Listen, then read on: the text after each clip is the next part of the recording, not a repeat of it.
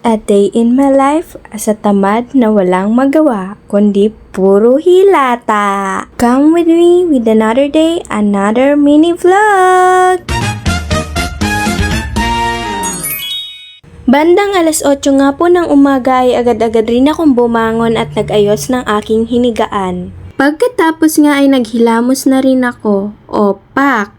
Feeling charing! Nag-toothbrush na rin ako para fresh, pero parang hindi ganun ti. Inayos ko na rin ang higaan ng babae kasi baka mamaya mabatukan ko na yan. Joke lang, charing! Sa mga oras nga na yan ay naglilinis na ako. O siya, kung bet nyo tong bag na to, yung brown at black, ilalagay ko sa comment section yung link. Tinupi ko na rin yung mga basahang nilabhan ko. Nagwalis na nga rin ako dyan sa balcony.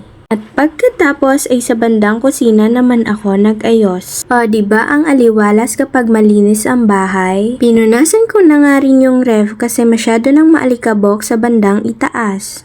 Sa sobrang sipag-sipagan niya nga nakarating na kung saan. O sige, saan ka dalahin? Charing! Pagkatapos nga po ay naghugas na rin ako ng mga pinagkainan. Nagpunas na rin ako pagkatapos maghugas. Nagtapon na rin ako ng mga basura kasi masyadong marami na. Bale nilagyan ko pala ng downy yung mop. And finally, ang last part ng paglilinis. Hala, sige, kerebels mo yan te. Naglagay na rin ako ng bedsheet at punda. Maya-maya nga lang ay agad rin ako naligo kasi sobrang asim. Sa part nga na yan ay tapos na rin ako maligo. Naniligo ka pala te? Ay hindi halata.